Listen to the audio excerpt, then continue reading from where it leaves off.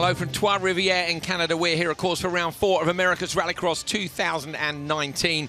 ARX 2, of course, on round 6 this weekend as well. So we've got absolutely tons of racing still to come. Semi-finals for the ARX Supercars, the final for ARX 2, and then the final for ARX. We've got Patrick Sandell on the top qualifier spot, and that is the first time he's had a TQ in America's Rallycross. James, brilliant performance. Amazing performance, and I think he would even give all the credit to his mental state. He's in a position now where he's got that monkey off his back of not getting the win, not performing maybe as well as he'd hoped for the Subaru team, but he's come out here and impressed everyone and shown what that car is capable of, as Scott has done previously in the season. Yeah, now Scott, of course, won here last year in the Volkswagen Beetle, and that's gone pretty well today for Tanner Faust. So Faust beat all 3 of the Subarus in his I think it was his last qualifying, maybe the second to last one. The 3 Subarus versus Faust in the Beetle, and Faust got the job done. So it's very much up for grabs. Faust is in P2, Peacoy qualified 3rd. So we've got one of the Fords, one of the Volkswagens, and one of the Subarus, in the top 3. So it's been fantastic. 2 sessions went the way of Sandell, 1 to Faust,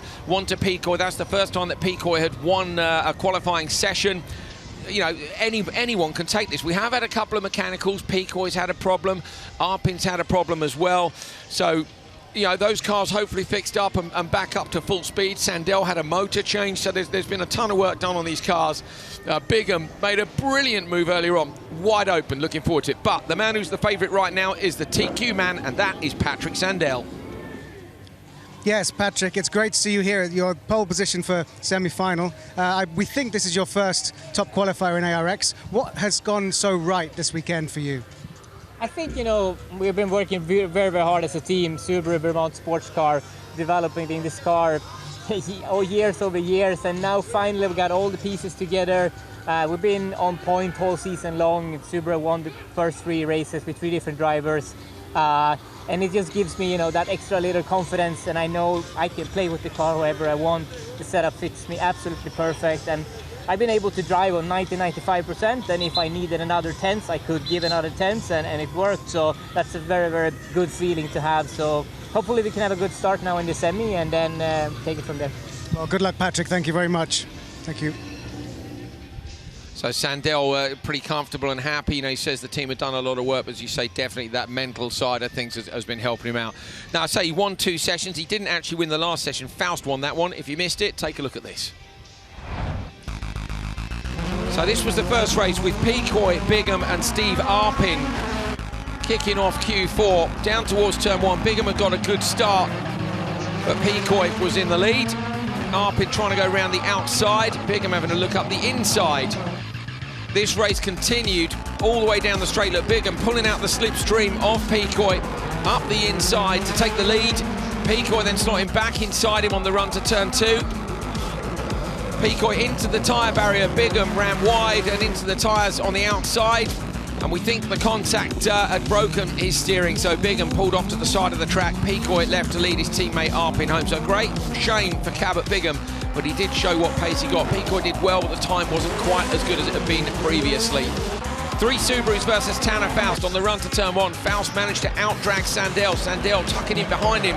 Speed and Atkinson in behind their teammate, championship leader Scott Speed, though, made the move up to P2, almost into the lead on the run into the second corner.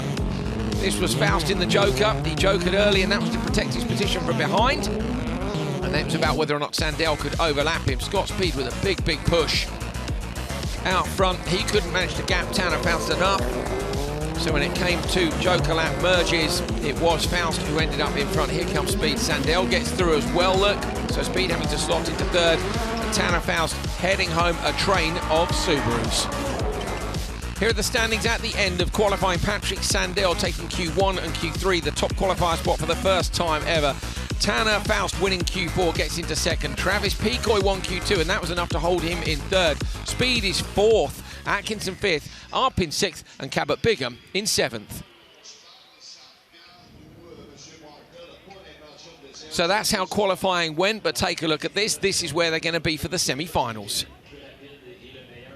So there's your top 7. As we say, Sandell taking his first ever TQ, and with that 16 championship points, Faust, Peacoy, Speed, Atkinson, Arpin and Bigham. The odds go to semi-final 1 and the evens go to semi-final 2. But remember, this event, for the first time ever, all 7 cars will make it through to the final. There'll be 3 cars on the front row. So the semi-finals are about racing for what row you're going to start from. Right, so looking forward to this. Couple of semi-finals. If you've been watching all day, you might have seen some of the action with World Rallycross, which has just been absolutely crazy. I'm hoping it's maybe a bit less crazy for America's Rallycross, but looking forward to seeing who is going to win round 4. So stay with us.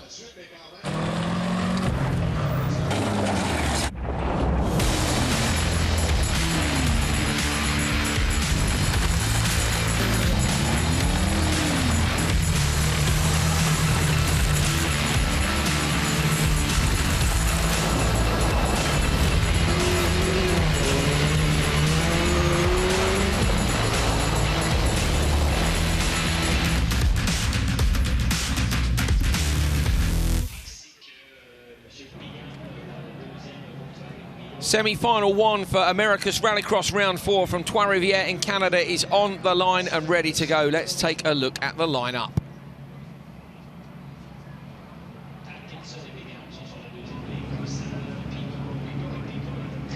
Well, here we go then. Here's the grid for semi-final 1 from round 4 of America's Rallycross. Patrick Sandell with the TQ, Travis Peacoy next to him. Sandell won 2 sessions, Peacoy won 1. Chris Atkinson on the back row with Cabot Bigham, who made a fantastic attempt at a pass at the end of the straight and is on the pace this weekend.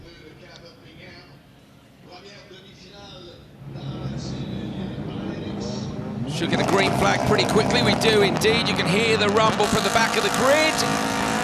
Time to race down to turn 1. It's a long, long straight. It's a long, long hold as well. Again, a really long hold. Bigham's got a great start. Peacoy goes backwards. Bigham straight past Peacoy. Atco's on the inside of him, though. Sandell in the lead. Bigham almost going to get past around the outside of Sandell, but he holds on. Bigham now going to cut back. Surely he's going to hold on to that position from Atco. Atco runs it wide. Peacoy can look for a gap up the inside. Bigham holds on to P2. Sandell takes the wall. Sandell takes the wall. Bigham looking to go through to the lead. Cameron Bigham into the lead after Sandell hits the wall at the turn 2. Oh, fantastic Cabot Bigham performance there. Sandell goes Joker straight away. Peacoy goes with him. Wow, I don't think anybody could have scripted what just happened there. Cabot from the back row to the front. Peacoy, who's had amazing starts all weekend, not a great start. And then Sandell tagging the wall. I need to see a replay before I see if he got pushed into the wall. He might have just gone in by himself, but I can't tell if there's damage. But wow, you couldn't have scripted that. Tiny mistakes, and now the question mark is when you send Bigham to the Joker. Remember about position. The higher up the positions you are, the better grid position you get in the final. So Bigham blasting down a straight now. Atkinson's going with him. Sandell, the gap was 3.1. What is it now? It's still 3 points. 3.2 it's gone up to. So maybe Sandell with an issue. I'd be tempted to send Cabot right now and protect from Sandell, because Sandell's the man with fresh air. I agree. I would send Cabot right now, and I hope he does so. They do. Cabot Bigham goes Joker. Atco goes into the lead. So Cabot Bigham needs to keep this clean and tidy. Around the left-hander. Sandell's right there, but Bigham's going to hold on. He's got to keep that line tight on the inside. Sandell will look to under over him, but he can't. So Cabot Bigham holds at the minute the potential lead here. It's all about what Chris Atkinson can do. So now Atco's out front. I think Subaru will leave him out there as long as they can. They want him to have the clean air, so they're going to let him run laps and try and put that gap between him and Bigham, because when Atco jokers, they don't want Bigham to go in front of him. But wow, Bigham has really impressed so far in this race, and now it's a mental game for him. He has the driving dial. It's like he's found some confidence into that move he tried to make on Peacoy earlier today. He was so brave, 6th gear. Wow, it was amazing to watch on TV and amazing to watch in person, because that is one that you make a little mistake and you're in the wall big time. Great job by Andretti Rallycross to get that car repaired after the front right corner was completely hanging off it. Atco out the front's got to gap them, but the gap at the minute look to Bigham is 1.9 and he needs 2.7. And I think Atco hasn't done the times this weekend, James. No, he hasn't, and I'm also seeing, I thought Sandell had a problem going down the straight, but he's keeping up with Cabot really well. He's right on him, pressuring him into this back part here. Gap's gone up to 2.2. Atkinson's getting it done. So Atkinson out front has managed to gap it. And of course, Bigham now is under pressure from Sandell. So Sandell can help out Atco, apart from wanting to pass himself. As long as he keeps Bigham under pressure and that gap keeps going up. Only a couple of hundredths in the last sector, but still. So big pressure for Cabot Bigham.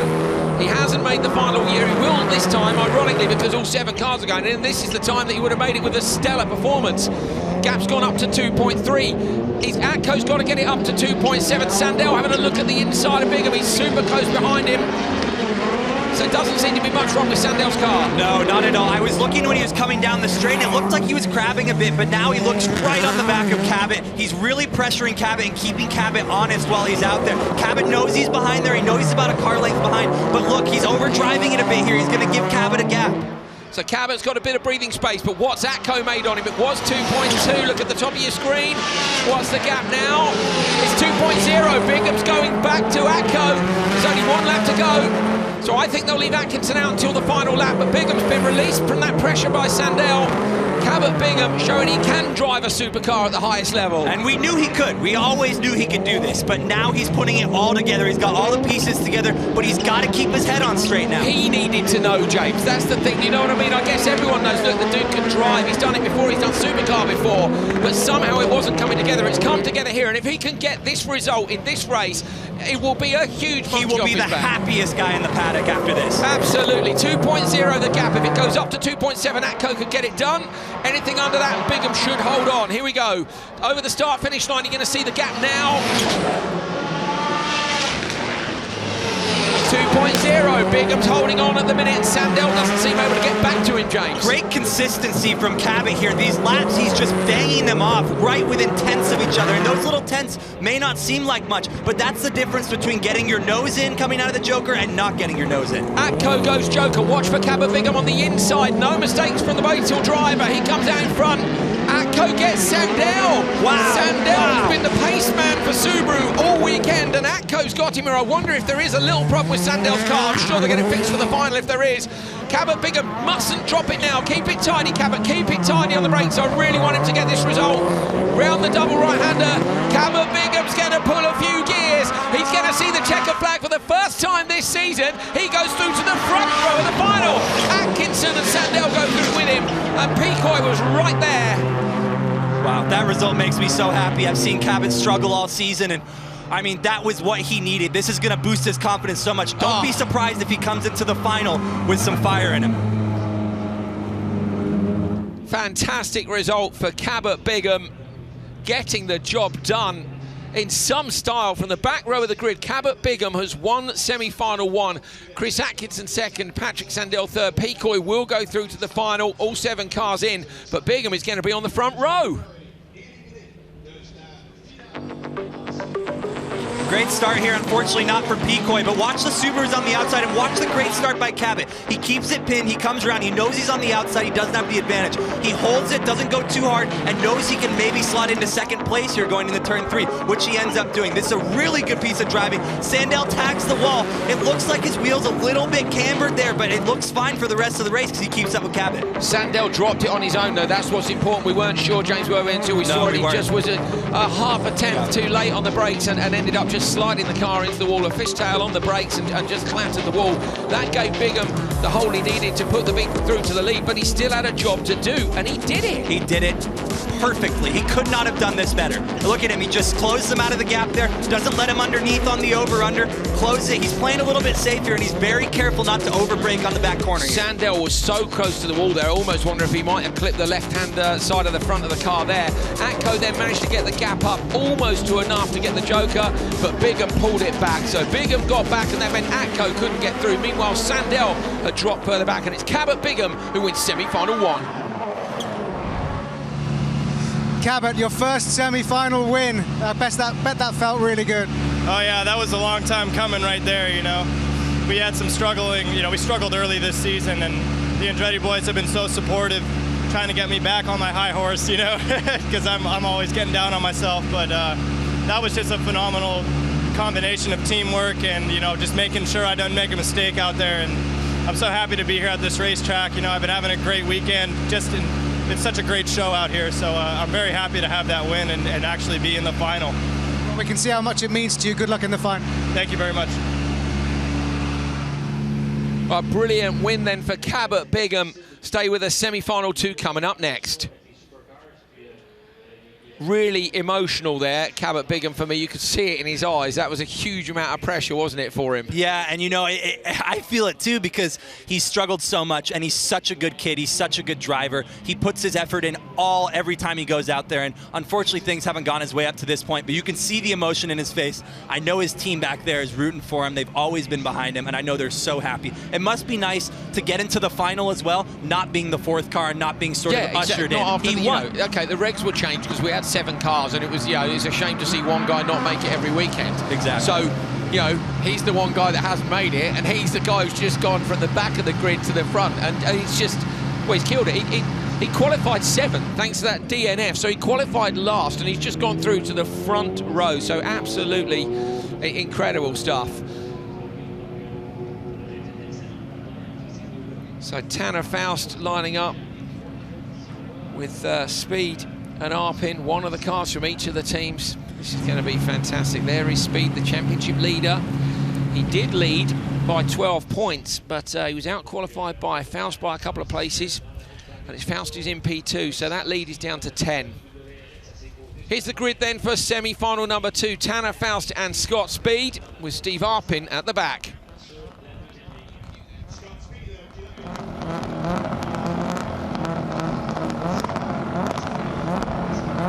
So rumble of the anti-lag now, we'll hear the roar.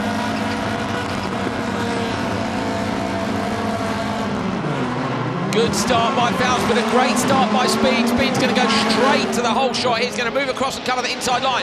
Arpin goes out wide. Arpin's hoping for a mistake here. Faust goes deep and late on the brakes, trying to go around the outside.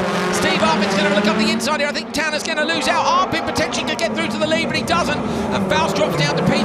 Arpin played that incredibly smart. He saw them going at it on the inside. He figured if I can take the outside line and slot into 2nd place, then that's what I'm going to do. It was interesting what Faust did, where he pulled himself out wide from behind Scott and tried to give himself a bit of space. But I kind of think Faust should have gone Joker immediately here. There's nobody behind them. Nobody behind him, and now he's going to be held up by the dust from Arpin in front of him. But it doesn't look like it's hampering him so far. He's right on him. Yeah, but with clear air, he could have taken a second out of them by now, particularly on the first lap when they're close together. P3 there, I definitely would have Joker. But there you go. He's either, maybe he's waiting for the call, maybe he's got a different plan. So, Speed down the straight. Speed looks back on Faust in the toe. So does Faust go this time? If I were Tanner, I would go in. I would take the Joker now because you want this clean air, but we thought that on the last lap, so we could be wrong. He's right up behind Arpin. Interesting, he's in the different sectors, so he lost time to Arpin as they ran down the straight through that sector, and then he seems to gain through sector 1. So it's like sector 3, Arpin looks good, sector 1, Faust looks good. Yeah, which is why you want the clear air, because one of you, he's going to hold you up in that one sector. So Scott Speed's been good this weekend. He's lost a couple of those points to Tanner Faust. If he beats him by 2 places here, he'll gain those 2 points back, and that's what he'd like to do. There's only 3 rounds to go.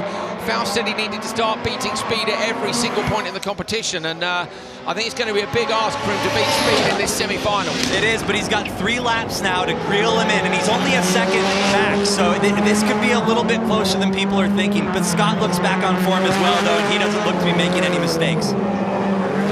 Faust's going to push as hard as he can. He's 5.0 off the back at the minute, and Speed goes Joker.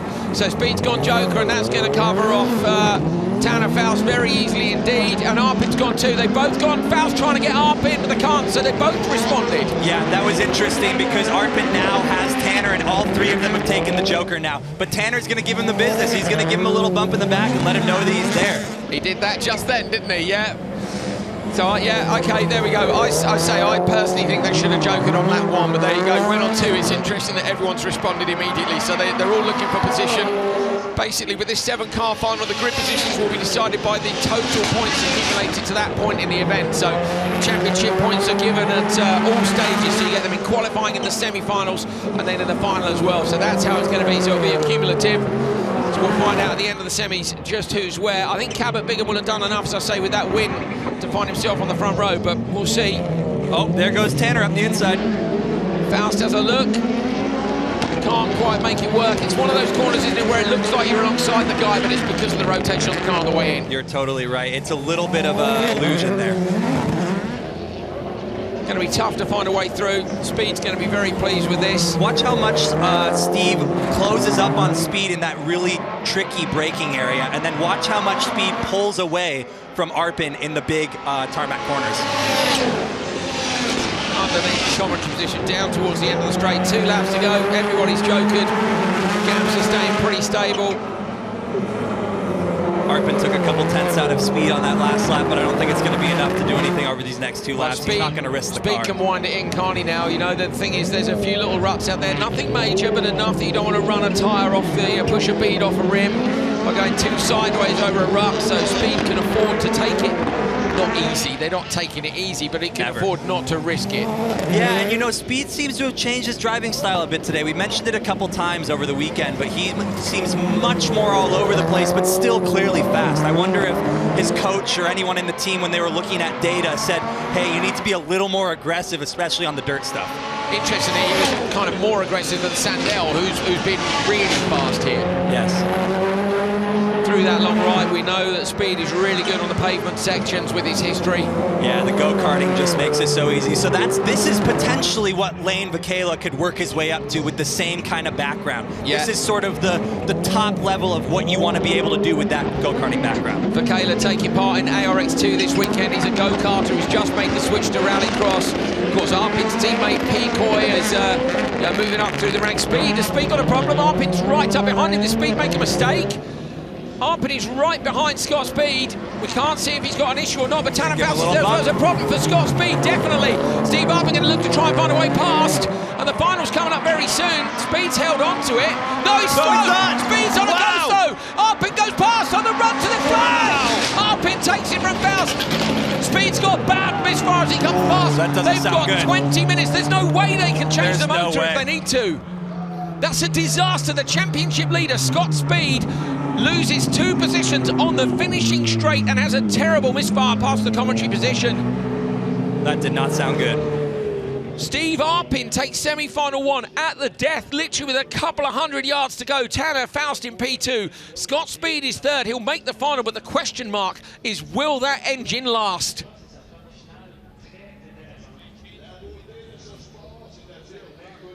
So Speed's driving back. In theory, you know, the car's okay, but it did not sound good. Here's a look back at the semi-final. I mean, if really, you can forget all of this. Okay, Speed, Faust pulling out from behind Speed, fine. But really, this is all about what happened at the end there, James. Yeah, everything that just happened that you're watching goes right out the window It's in the last couple hundred yards. It kind of is a little bit irrelevant. But you can see how close Steve gets there when he begins to see that there's an issue. He gives him a little bump, lets him know he's there, and then he can't get the speed down the straight. Interesting that both Speed and Arpin responded to Faust's early joke with a joke immediately. They then followed in a train for 3 laps. You know, we saw a little bit of bumping and barging, nothing too major, nobody able to make a pass, and then suddenly we cut to Speed and we see that he's on a go slow. So not so much here, he seems okay. But look at this, they just blow right past him on the straight. What are Subaru going to do to get that car fixed for the final? Steve, they always say, you know, it isn't over until the very last, the checkered flag falls, and I'm sure most of that race you were not expecting to win the semi. It just shows it's Rallycross, right? Like, anything can happen. Honestly, we've had a great race car this weekend. Travis has been awesome all weekend, so we know we have a good car. I just struggle with this racetrack, and I have not been able to make it click, so I'll take getting lucky any day. We're going to be on the front row of the final. The CBDMD car is awesome. We're going to use SET to put a good old tune in it to get this thing launched off the line, and it just shows you right there, anything can happen. So we're going to make a couple adjustments, and I think I know somewhat what I need, but I think we're going to be in contention for this thing. It's going to be a wild main, I'll tell you that much. It definitely is. We can't wait to watch it. Thank you, Steve. How about this racetrack, though? Hats off to Canada. The stands are full. There's people everywhere. There's motorcycles jumping. What an event this is. This is so cool. It's great. Thank you, Steve. Thanks, buddy. Well, amazing action from the ARX semi-finals. We've got the ARX2 final for you coming up next.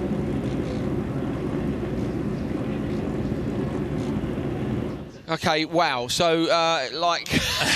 Where do we start? I don't know. You need to have been, if you've been watching the World Championship as well, you'll I basically am in here for all of it. So my brain's going to explode soon because I don't know how much more this is going to take. James, you know, the action's been shared pretty evenly between the two championships, but to see Cabot Bigham take the win in semi-final 1 with just an incredible assured drive, and then to see Speed lose it on the run to the line, it's wild. It's the definition of Rallycross. You know, anything can happen, like Steve just said, and we watched it happen 100 yards from the finish line. Amazing, amazing. So the final's coming up. Will Scott Speed be there or not? You know, it's all to play for. He's the championship leader. He had a 12-point lead. That's going to have gone back even further now. So, you know, it's going to be exciting. Stay with us. Now, of course, before that, we've got the ARX 2 final coming up for you. So take a look back at the action from qualifying. First race of the day, Cole Keats and Connor Martell beating Michael Leach down to the first corner. Martell, with his brake problems from yesterday solved, able to take the checkered flag. Fraser McConnell had chosen to go in race 2 in the draw in Q1. He outdragged Gray Ledbetter and Vakela on the way down to the first corner and wouldn't look back. His time was quick, but it was not quick enough to beat that of Martell. On to Q2, and this is Ledbetter and Vakela on the run down to the first corner. Gray Ledbetter getting the whole shot, Vakela continuing to learn. Michael Leach with a half spin in the background. Ledbetter with some great car control here on a wet and slippery joke lap to pull the car back. She takes her first ever heat race win. The 3 quick guys up in race 2 of Q2, Connor Martell, Fraser McConnell and Cole Keats side by side on the run down to the first corner. Keats looked to find a way through. He got up the inside but backed out on the braking zone into the second corner.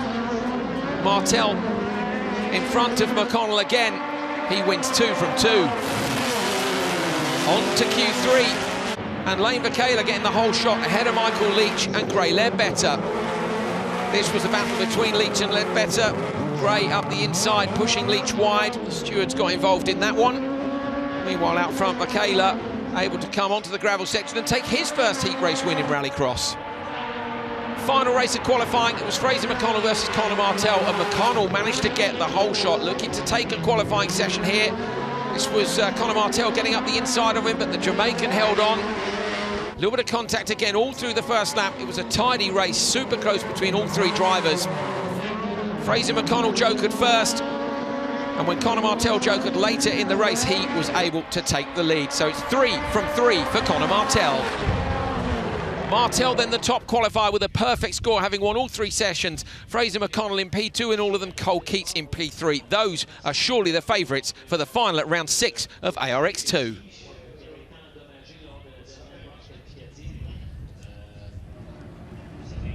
And there they are, lined up on the grid and ready to go. Let's take a look at the grid then for the final of round 6 of ARX 2. Connor Martell and Fraser McConnell have done battle all weekend long. Fraser won yesterday. Connor has won every qualifying session today. Cole Keats is quick enough to get in the mix with those guys, and Gray Ledbetter continues to get faster. Lane Vakela learning Rallycross along with Michael Leach, competing with a broken arm. Green flag at the back of the grid. Looking forward to a race between Fraser McConnell and Connor Martell at the front. Cole Keats 2. Jump start, Lane Vakela. Back it off the limiter, guys. Back it off the limiter. The red lights are flashing. That's not what anybody needed. And a little bit of nerves there, I think. Yeah, it is. Poor old Lane. He's jumped the start and keen in the final. That's the thing. I've done the same, as have, you know, if you ask any driver around here, they'll tell you they've done the same. Take a look at the replay and you'll see at the back, watch for Lane Vakela. He's just shoots up in between Gray Ledbetter and Cole Keats. Sometimes it's a little bit difficult because you time in your head what they have been in the past. That may have been what happened there. So it'll be a penalty joker lap for Lane Vakela. He'll have to do a second lap of the joker, and that's going to hurt his chances. Relining the cars up on the grid to get this one underway again. Crowd waiting for the ARX 2 final to be restarted. Lane Vakela on the back row, you can see being lined up. That was thanks to a jump start. He will have 2 joker laps to do. Marshals are about to leave the grid, and we're going to get this one away again. Thumbs up from the marshal. He makes eye contact with each of the drivers. They're going to go through that nervous phase again. Green flag at the back of the grid. Wait for the ready to race light. The revs will rise.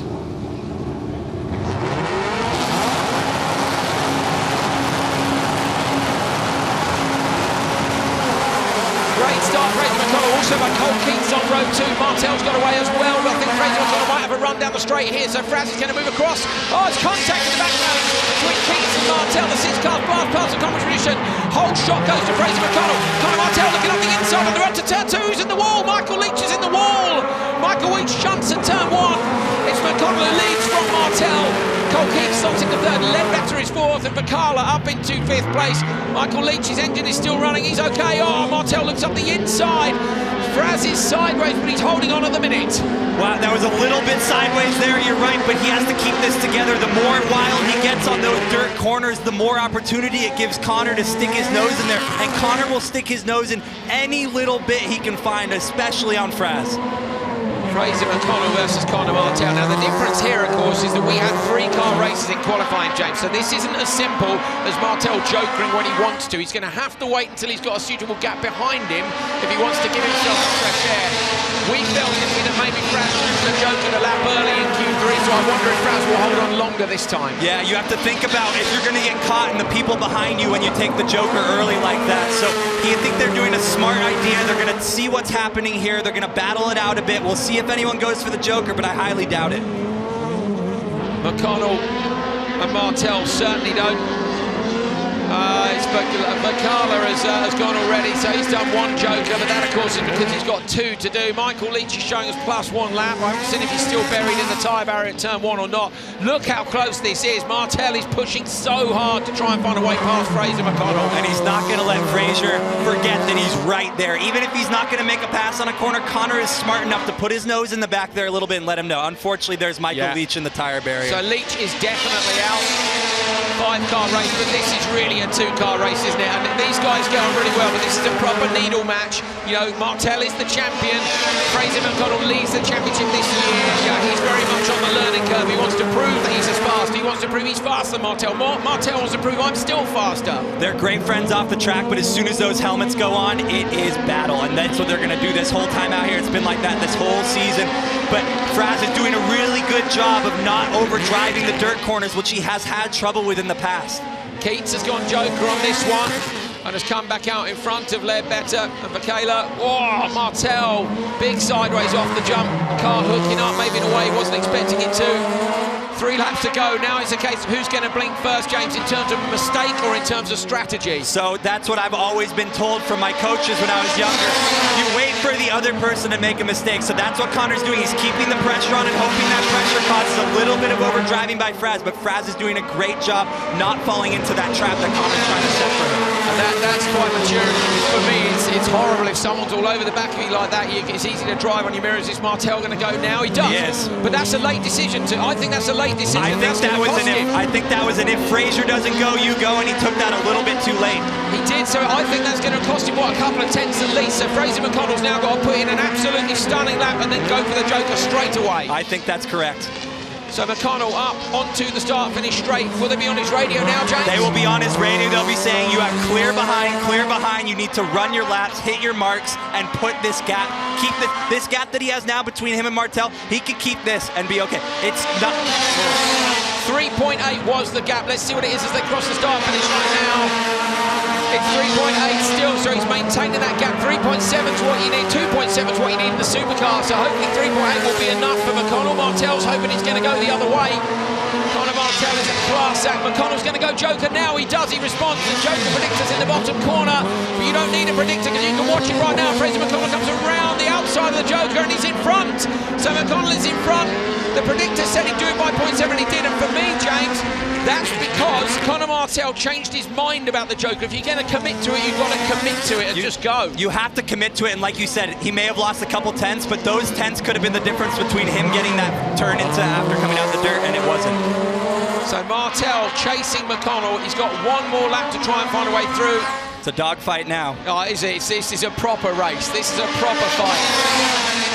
Fantastic stuff from these two, and remember, Martel's back in for the rest of the season, so we're going to get to see these two battle it out down at COTA and at Mid-Ohio as well. So get your tickets, ladies and gentlemen. We've got a single-day event at COTA coming up at the end of September.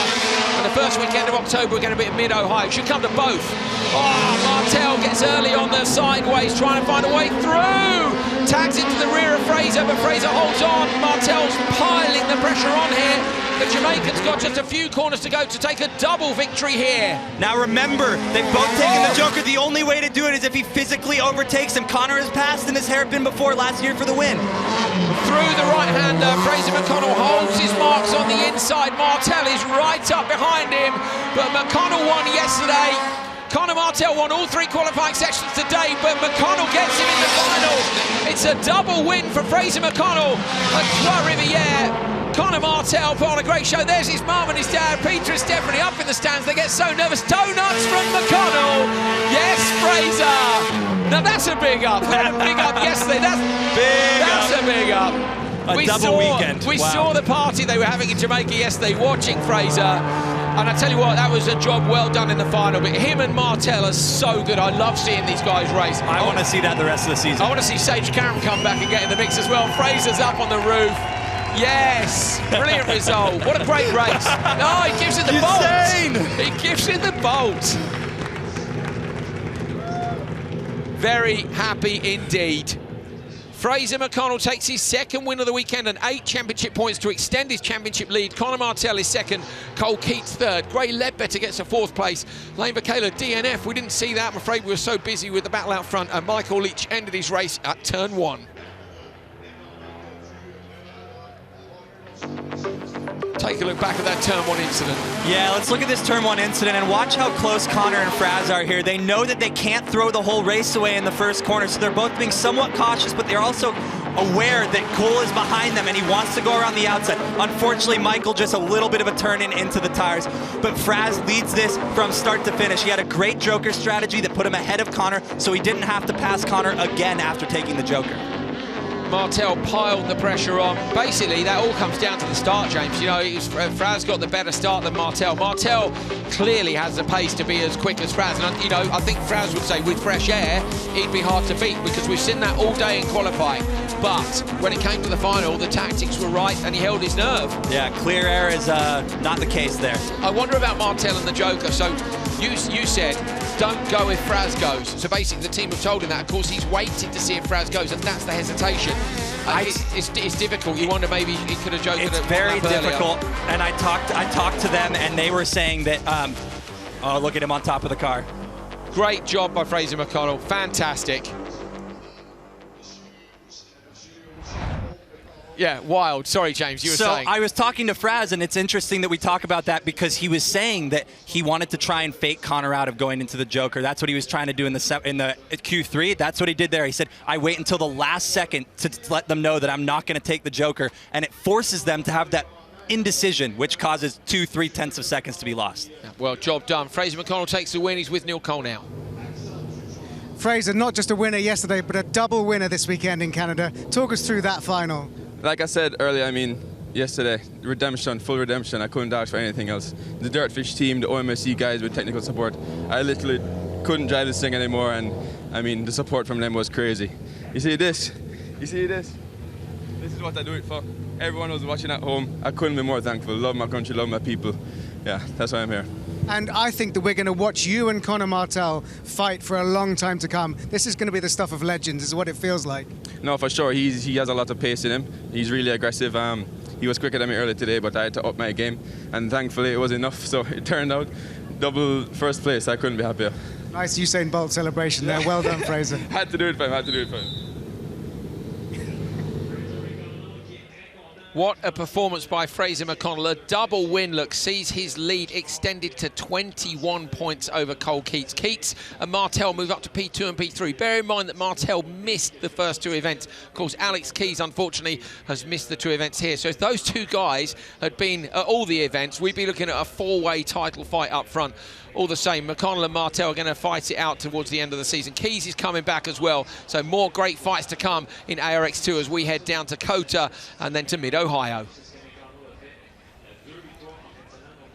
Awesome. Great race. Super close, tight race, fair, you know, not too much carnage. Michael Leach, I think the steering potentially broke there because it was strange. He was turned into the middle of the corner and then just turned left. Yeah, it looked like more of a mechanical than another competitor doing anything to him. I don't think anyone turned into him, nothing like that, you know, and it's unfortunate because it may have been totally out of his control, and that's how you end the weekend. You know, it's a sad note to go home on. Yeah, not ideal, not ideal. Broken arm as well. I hope he didn't hurt himself going into the barrier there. So well done, Michael Leach, for driving all weekend with his arm in a cast thanks to a rugby incident. In fact, I think he broke it weeks ago, but he'd only just had it checked out. So, yeah, there we go. Right, looking forward to this. We've just got the ARX Supercar final to come, so stay with us. I wonder if Scott Speed's going to be there or not. We maybe have a look around the pre-grid with our camera and see if the Subaru has turned up, because if it hasn't, that's going to blow this championship absolutely wide open. The number 41 car of Scott Speed came past us making a pretty terrible noise. And we're not sure whether or not he's going to make it through to the final, so we'll let you know soon enough.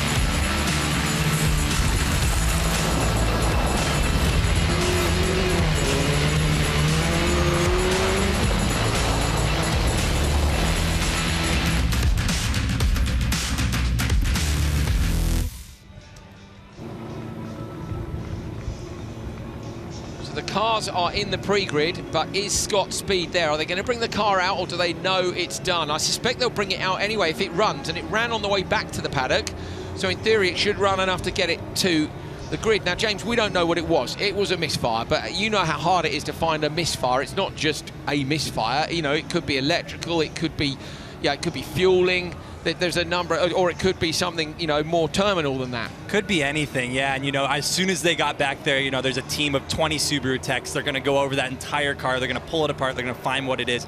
But you're right, it's sometimes hard to diagnose. And obviously, we're not in the position to say so. But we heard it misfiring as it went by, and it definitely was down on power. Now, the interesting part of that 7-car final is going to be that the 7th place car, whoever finishes 7th, does not get championship points. So even though 7 cars start the final, the 7th car place will not get the points. So there's really, if he knows that he's down on power and he wants to come out to the grid, I think you take the start, but then you probably pull off because you know you'll get no points even for coming in 7th. So yeah, Speed may not go to the grid. If that is that Speed on the right-hand side? Either Speed or Atco there. Or is it Atkinson? Either way, they're going to have to watch out for the Jeep that's coming the other way, towing Lane Vakela back in. We didn't see what happened to Vakela in the ARX2 final. Might have been a mechanical, but he has the front hood off the car, which... Whose car is that? Is that Atco or Speed? That looks like Atco to me. 55. It is Atkinson, yeah. So Atkinson's there. Where is Scott Speed? Oh, I wish we had a camera in the paddock right now. Big question. I think he's probably down in the pre-grid with Neil. They might be sitting there just... Maybe Neil can give us an update on whether or not Scott's there. I hear he's leaving the garage. So we hear he's leaving the garage now. Now just to see what exactly he's leaving the garage with. Yeah, how does it sound when it comes to the pre-grid? Let's hope it's fixed, because then we're going to have a decent battle. That's what we want to see. So they're sending the car to fuel, apparently, on the way now. Dan Rook up here in the commentary box with us has just been and spoken to the Subaru Motorsports USA spotters. Remember, our commentary position, we are literally in the spotters tower. We've had spotters watching over our shoulders to see the TV feed and the timing screens. So we're hearing they've done a full gearbox change on Speed's car in, what, 20 minutes? I mean, that's incredible. But of course, these guys are used to running rally, and you know that's about the time you need to be changing a box in if you're doing a short service, James. Yeah, they practice this. They practice all the main components of the car, do it as quickly as they can: engine, clutch, drive, you know, everything, and they practice it down to the minute, so they can know as soon as they diagnose what's wrong with the car, what they're able to do and what type of time frame. Still sounded like a misfire to me when he came past the start. It did a little bit there. Unless it was just because he was so high, you know, backing off from high RPM. If he was stuck in, say, 3rd gear and he backed off as he came over the line and we just heard the overrun, I mean... It still sounded very unhealthy when he came past us. But look at Cabot lining up on the inside spot there. I think that was way beyond his expectations for the weekend, and he should be happy with just the beginning of this race, knowing that he made it to that point. He won his semi. That's a big deal for him. Arpin pulling up to the line as well. And his CBD-MD machine. He's keen on that, isn't he? Very much so. There's speed. So the car is coming down to the pre-grid. We're hearing it's been to fuel. You wouldn't send it to fuel if you weren't thinking, if you're just going to go to the line. But as James has pointed out, there's only points for the top 6 in theory in the final. So whoever comes in 7th probably won't score anyway. Tanner Faust going to line up. Cabot Bigham on the pole. Great to see that. It really is. It's amazing, isn't it? But it's great because, Cabot was so unhappy having not made the final at either of the gateway rounds. So I think there was a chance he was thinking of jacking this in. That's not any information I have. That it's when you just think, what's the point? He was so down, and he picked himself back up, which is what great race car drivers are made of. So there's your 3-car front row. Say 7 cars going into the final for this one. A Beetle sandwich. Yeah. And then the Subaru's behind. So none of the Subarus on the front row. This is where it becomes a little bit difficult for the strategy on Subaru's team. So Arpin was the top qualifier, and that's by virtue of points from qualifying and the semi-finals, and he chose to go in the middle of the grid. So that's interesting. I say that's the way this is working. Basically, you choose in the order in which you want to. So Bigham gets the pole by virtue of Arpin not wanting it. Now, why would you want to choose the middle, do you think, James? Well, I talked to some of the drivers, and a lot of them are saying the grip on the middle and outside of the start line is actually better, and you get a better launch. We've seen that even with Cabot in the semi. He launched himself from the middle of the back. So I wonder if that's the case, and Arpin knows that he can get a really good start and really good traction from the middle there. Scott Speed going to come round. Speed's going to be he's going to be on the back row of the grid all on his own. I think he is. No, he shouldn't be, should he? Of course he's not. Peacoy's going to be there with him. But where's Peacoy? Peacoy hopefully in the grid as well. Practice start from Scott Speed. Sounds good to me.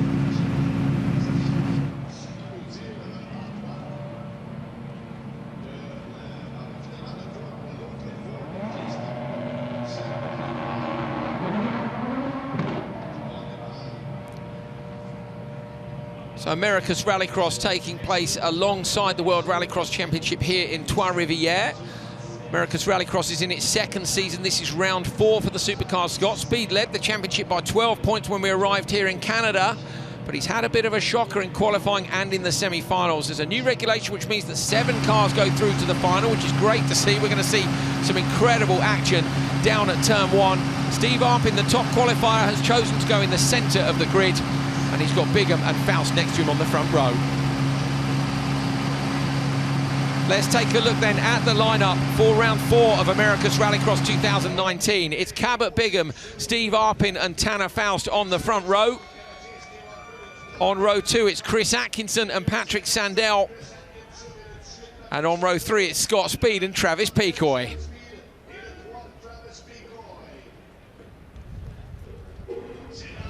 Let's get this show on the road. 7 cars into turn 1. Has never been done at Trois-Rivières in Rallycross before.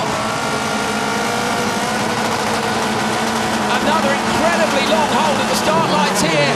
Oh, good start by Sandell. Faust has gone backwards. Arpin's gone forwards. Atco's gone forward into the middle of the 2 Subarus. So Scott Speed in the back row. Bigham's lost out. Oh, contact between Atkinson and Sandell. The run to the first corner. Faust up the inside. Arpin's run wide. Tanner Faust going to get the whole shot. Bigham gets tagged. Speed looking for a way through. All 3 Subarus. Surely they can't get through. They do. Scott Speed's gone to the back of the grid. Up into P4. I think it's Sandell who's in P5. Is he? Yes, sorry. Sandell's in P4. Speed's up into P3. Sandell can't see in the dirt. Into the Joker goes Peacoy. So Peacoy's got Joker. Arpin's gone on the standard lap, but it's a Beetle 1-2 as we head into lap 1. And it's great to see a Beetle 1-2. The Subarus have been dominating so far, but look at this. Speed 7 tagged cars. the wall there. Speed tagged the wall. Sorry, James. Yes, No, 7 cars. 7 cars. Amazing to watch. I'm not seeing where Peacoy is. I see Arpin in the back there. Peacoy went Joker. So Peacoy went Joker on lap 1. Faust and Bigham now looking to gap the cars behind. There's been a bit of squabbling going on behind them. Speed hasn't had the same pace as Sandell, but he's got it right now. The 3 Subarus stream past us. Travis Peacoy's it after a bad start. We'll be hoping to make up some time on the others. Yeah, I think we're going to watch Tanner and Cabot here really try and drive some clean laps. They're not going to do anything to get in each other's way. They're not going to have a strategy that puts them in each other's way. So there he goes into the Joker. Sandel's gone Joker. Sandel's been the pace man this weekend. Atko has a pass by Arpin on Atko on the standard lap. So Atko's gone back a place, going to look and try and get up the inside of Arpin into the right-hander. He's got his nose alongside him, but he can't quite find a way through. Sandel, the pace man, is just in front of Picoy, and that means Picoy's done a couple of good laps in the background. Picoy's come right up to Sandel at the back there. He was a little bit behind, but remember, they've both already taken their Joker. Wow! The wall! Sandel's in the wall! So Sandel's buried in Champion's wall, and I think that was with contact with, was it with Picoy? It looked like it was with Picoy. It just put him nose first into the wall there. Oh, the front end of the Subaru is quite heavily damaged, so Sandel is going to pull off to the side of the road. Is he going to carry on? Sandel, though, is out of it. The top qualifier man is not going to take this one. Bigham goes Joker. So Cabot, Bigham goes Joker, and this may be because the carnage behind him. He might hold on to his position here. He gets out in front of Arpin. I think that was a great decision by Cabot. It was a great decision, great strategy there. Gives him some open air to drive. But let's talk about Scott Speed, who when he came past, couldn't even finish the semifinal, barely crossed the line. And now it looks like he has no issues. Yeah, Speed's going well. The Subaru Motorsport USA team done a fantastic job of changing whatever was wrong on that car. Faust leads though by 2.5 seconds over Scott Speed. Bigham behind Speed as Joker, and he's only 1.5 seconds off him. So Scott Speed, I really thought the championship leader might be in trouble here, and this is what you do when you're not having a great weekend. You do what Scott Speed has done, and you haul the points back as best you can. You make do with what you're given, and that's what he's learned throughout his illustrious career as a race car driver, is you do what you can. Oh, Sandel moves over, so Sandel's continuing to circulate, but moves out of the way. Now, interestingly, if Bigham, which at the minute he can get in front of Speed, he nicks another point off him, and that will close Tanner Faust down in championship standings. It will, so let's see if he can do it. I know he's driving his heart out right now. He's going to get as close as he can to Speed because he knows that Speed still needs to Joker. He's close enough now to get him when Speed jokers, so he's either trying to maintain this gap or make it even smaller. Faust leads by 2.4, but Speed's up to 1.8, so Scott Speed is only 1.8 behind, and Cabot Bigham's going with him, so Tanner Faust is losing a bit of time. He's only got a lap and a half to go. Bigham is 2.9 off, and tell you what, Bigham could be on for the winner. If he gets within 2.7 of Faust, Bigham could take this. He could. It's going to be a very, very close one coming out here. Faust goes Joker, and this may well be to beat his teammate Cabot Bigham. He's got to get out in front of Cabot if he wants to take those points off Scott. That was crucial from the Andretti Rallycross team. Bigham gets into the back of Faust, but that had to be done. Has Tanner got a problem? He seems to be going slowly. Cabot's right on him there. He doesn't have the pace that he had earlier on, so Scott Speed's got one lap in. Could he gap them by enough? Is there a problem for Faust? No, it doesn't sound like it. Cabot's just driving incredibly well, I think. But it was more the way the gap was coming down to Faust. He had clear air out front. It was a great Joker decision by Tanner there. Very good Joker decision because it took him out of there. Last lap Joker for Scott Speed. Bigham is within the 2.7 seconds needed, so if Bigham can get through as well, that's going to help Faust close down the championship lead to Scott Speed. Speed will know that, so will Subaru Motorsport USA. Into the Joker lap goes Scott Speed. He's getting to Faust, he's going to get past his Bigham going to as well, he does. So Cabot Bigham's got to hold on now, and that's going to hurt Speed in the championship points, and we're going to be on for a thriller in the last two rounds of ARX 2019. Faust and his teammate Bigham are going to come out from that dust cloud into the final couple of corners. No mistakes here. It's been 3 wins for Subaru so far this year, for 1 for each driver, but Andretti Rallycross take revenge with a 1-2 in Canada. Tanner Faust takes the win from Cabot Bigham. Scott Speed salvages great points in P3 for Subaru in his title chase. Picoy gets 4th.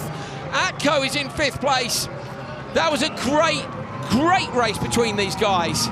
That Joker strategy by Tanner was absolutely perfect, and that if he'd stayed out another lap, I think Cabot might have closed that gap and taken the win. And that would have been 3 points. It's 8 for the win and 5 for P2. He's got to chase it down. Faust said himself before this weekend, I have to beat Scott at every phase of this event, and I'm pretty sure that's what he's done. We'll see the points in a minute, but what a drive by Tanner Faust. Great tactics by Andretti Rallycross to stick him back out in front of his teammate Bigham. Amazing stuff. Sandel crosses the line now with a very broken Subaru. He's just come past the commentary position. The hood of the car is completely smashed up. Rally on, as always. It's a shame for Sandel. He was the TQ man. He doesn't get it done in the final.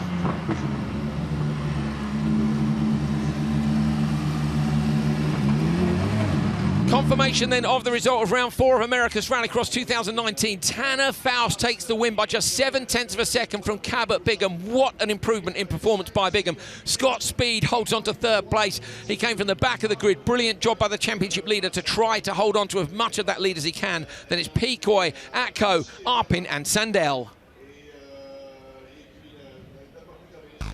Arpin had a great start here, and I thought he would take more. Watch him move over here to get the inside line on turn 1. Unfortunately, he goes a little wide when he gets a tiny bit of a bump from the outside, and then you see Tanner go right on the inside, back on the power, and you see Cabot get a little bump from behind, back on the brakes, stays in 2nd place. All the Subarus slot in, and you've got the 2 Fords in the back. But how did they get those 3 Subarus through that gap together? I was convinced they were going to have some kind of a problem there. But the 3 biggest cars on the track as well. Yeah, amazing, amazing. I thought Arpin outbraked himself at turn 1, but I mean, here we go. This was Pecoy on Sandell. I think that'll be under investigation personally, but you know, it's not going to matter. It doesn't affect our top 3. So Bigham doing a really good job, jokering when he did to cover off behind. This is Arpin in the wall. Oh, does someone then sideswipe him? I think it was his teammate. Couldn't see in the dust. Yeah, could not see in the dust. And this was the joker that won Tanner the race. Had to be done. Tanner Faust jokering when he did to take the win from his teammate Cabot Bigham. He led, but Bigham was closing him down, and he needs all the points he could get in the chase for the championship. Scott Speed won it last year with Volkswagen. He swapped to Subaru. It's been a Subaru clean sweep of the season so far, but not today. It's a 1-2 for Andretti Rallycross and Volkswagen R.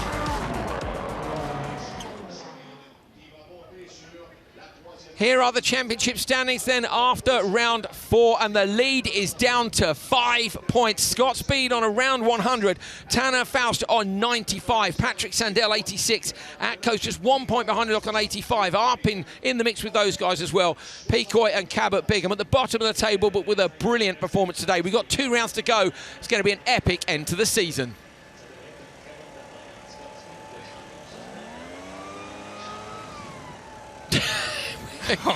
So, okay, 7 car finals are cool. I'm just saying that's fine. There was a bit of carnage, to be fair. You know, I don't want to see 10 cars or anything crazy like that. But I think it's a good decision. I love the fact that Cabot Bigham didn't need the 7-car rule to make it. He did not need that. He made it all of his own accord, and then he made that race his own, particularly the semi-final. You're totally right, and there's no asterisk next to this win for him. There's no, oh, you were in there because they changed regulations. This was a full win, which he can go, not a win, but a win for him. Semi-final win for him, but a win for him and his team, and I know it's given him a huge confidence boost. You wouldn't be surprised if you see the rest of the season and see him be fighting for the win every single race now. But he took points off Scott Speed too, which is what Tanner needs. You know, Tanner needed a teammate who could do that because Scott had got such a great start to the series. Hats off to Scott Speed, because this weekend hasn't quite gone his way. And to be fair, Gateway didn't either. He's there or thereabouts, but not exactly where he wants to be. But I think he'll be bang on it when we go to Kota. Yeah, no surprise there, but I think we'll see him come back because he's a professional driver. He's done this for years at the highest levels of motorsport. I would be very surprised if he didn't compose himself, come back, and get another win. Yeah, exactly.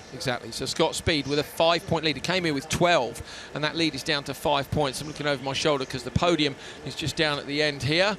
We're waiting to get the guys loaded onto that. They're heading down the start-finish straight. We saw a load of golf buckies coming across. Basically, that's the glamour of it. I think the drivers were in the back of a pickup truck, but yeah, they're on their way down to the podium now. And the ARX2 guys are there already. So let's head down to the podium. Cooper Tyres girls are there with the champagne.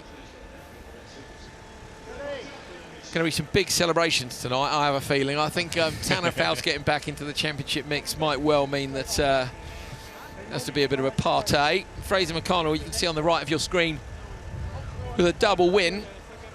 That's a party always. It's always a party with the Fraz McConnell family. Yeah, the Jamaican way of doing it. I love the fact when he gave the shout out as well to the fans watching Jamaica. Just great stuff. So they had a watch party, him and his family and his friends yesterday. There were tons of them there. It was loads. They were going absolutely mad. Looked like a great party, to be fair. But I'm loving that. I hope you guys are all loving it at home as well. I hope lots of people are having watch parties for this fantastic sport. That was great. That was some great racing here. It was a great weekend of racing. Clean, good racing. Not a lot of penalties, which always makes the weekend a lot better. Yeah, definitely. Definitely. Fraser McConnell takes the top step of the podium for the second time this weekend. Double win. Conor Martel steps up to P2. Cole Keats up into third. And then there's the GP3R dude on the right. What is that? Is that Some sort of cat or furry animal? a raccoon or something? I don't know. Answers on a postcard, please. Who's the dude on the right? I like him. He's awesome. He was at the parade on Friday as well. Doing quite a bit of dancing. Frazzy's hand luggage is going to be heavy, isn't it? Actually, to be fair, all their hand luggage is going to be heavy. I'm liking the fact that the top three are all getting a decent-sized trophy. And that trophy was on the bar last night out the hotel. He's going to have two tonight. Double win and an extended championship lead for Fraser McConnell. Fraser's grandfather, unfortunately, isn't doing very well, but is back in Jamaica, and I know that this was a big part of it. He wanted to bring him a trophy home, bring him 2 trophies, you know, tell him how much he means to him. They're fantastic. They're a really tight family, aren't they? They're lovely. Yeah, a little drink for Fraz. Now we don't care about the race suits because now we're not wearing them anymore, so they can stink the champagne. We're lucky, actually. We've got a bunch of nice guys in ARX too. We really have. They're a bunch of cool guys. They're good fun. We haven't got any prima donnas. No. All good, clean, fun racing. I would like to see some of those guys stepping up to supercar. I wouldn't be surprised if you see Conor and Fraz in a supercar next year. They both have what it takes. So I can see Scott Speed doing, Tanner Faust doing donuts up in the pre-grid area in the distance from our commentary position, spinning the Beetle round. And in fact, the top 3 are coming down the start-finish straight now from ARX. So the ARX2 drivers are on the podium and having a really good laugh. Look, trying to get the champagne out of his eyes. There goes Tanner Faust, look, down the start-finish straight. Very happy indeed. Cabot Bigham gets a P2. And Scott Speed with 3rd place. And now we see all the cameramen running after him. Is that the guys from Launch Control? Yeah, that is the guys from Launch Control. There we go. Faust Donuts right now at the podium end. Don't need those tires anymore. No, apparently don't need those differentials anymore either. Yeah, look, Faust is pumped, and this is really important, okay? Subaru had taken all 3 of the wins, 1 for Speed, 1 for Atco, 1 for Sandell.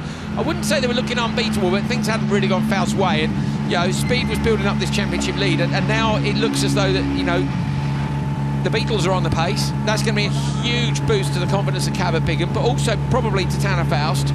Yeah, he's got it done today. He got it done in the heat race with all 3 of the Subarus in it, and the lead is down now to 5 points. I think it's going to put a little pressure on the Subaru guys. They've been sort of not coasting this year, but they knew that they had the speed.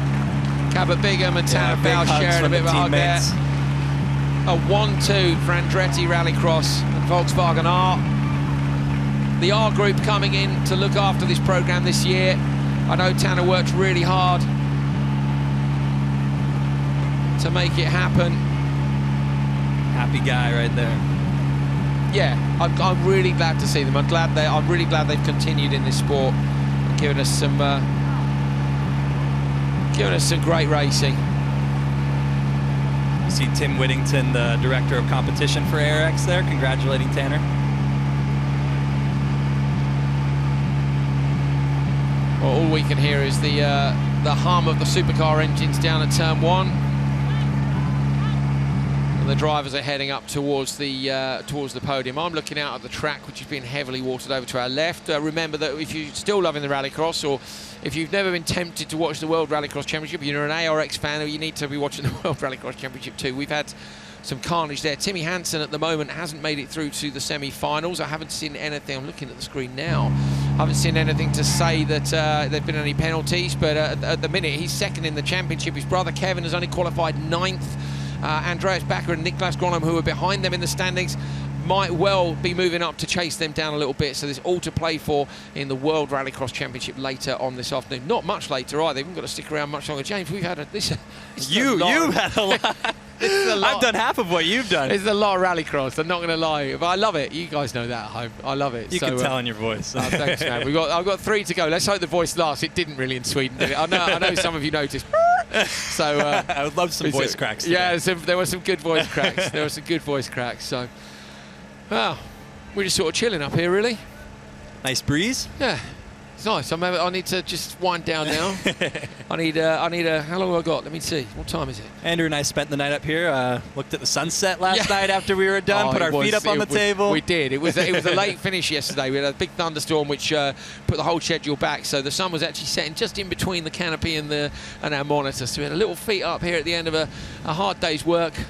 A couple of jars last night I had, which was very nice. And I've decided I'm weighing up whether tonight is going to just involve sleep or maybe a bit of partying and sleep. What's your vote? I think 50-50. 50-50. Yeah, a little bit of both. Sounds good. Sounds good. So Tanner Faust was the winner of round 4 of America's Rallycross. Neil Cole's with him now. Tanner, when I spoke to you all the way back on Friday evening at the parade, you said you were quietly confident about the Beetle and how well it goes here. Well, that was proven correct. You have won here in Canada. Honestly, Saturday, that wasn't the case. Saturday, I mean, to be fair, the Subarus were fastest. They were faster than all the world cars, faster than our cars.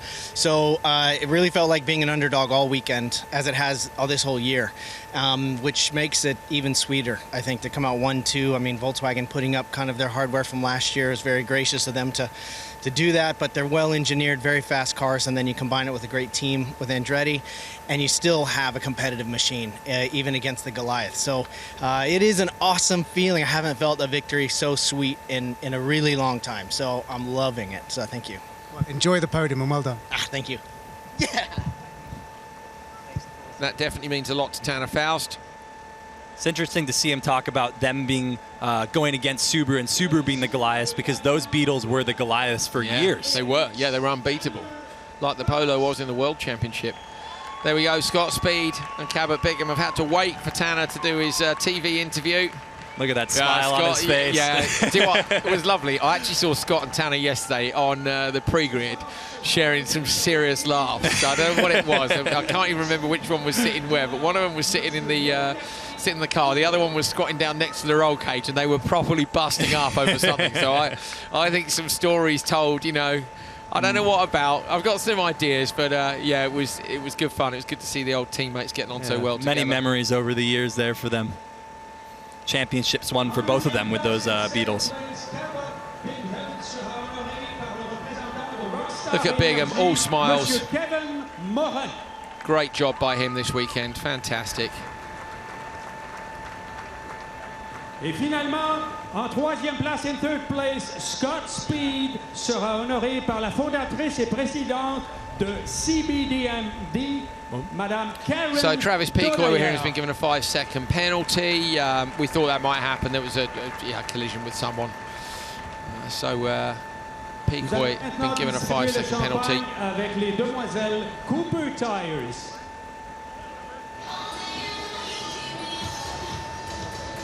Podium music plays. Fist pumps for Tanner Faust, the winner.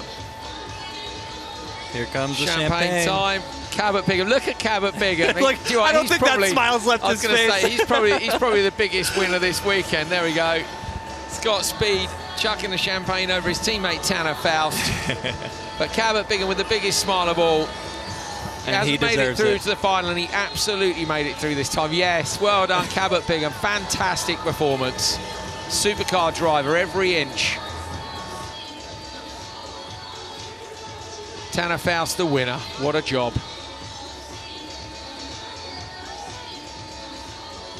Here are the championship standings then after round 4 of America's Rallycross Trois-Rivières in Canada. Scott Speed on around 100 points. Tanner Faust is close to within 5. Patrick Sandell look on 86. Chris Atkinson on 86. Steve Arpins on 82. Peacoy given a 5-second penalty in the final on 77 points. Cabot Bigham at the bottom of the table, but on top of the world with the performance he's had here this weekend.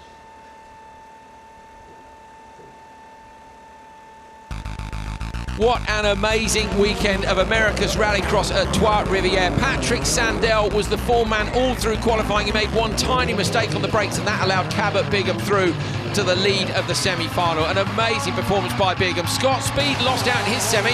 We wasn't even sure if he was going to make it to the final, but he did. That's Michael Leach burying his ARX 2 car in the wall at turn 1. Fantastic fight between McConnell and Martel. Fraser McConnell taking the double win in ARX 2 here this weekend. On then to the 7-car final. carnage throughout. Steve Arpin in the wall, but Tanner Faust and Cabot Bigham taking a 1-2 and finally defeating Subaru.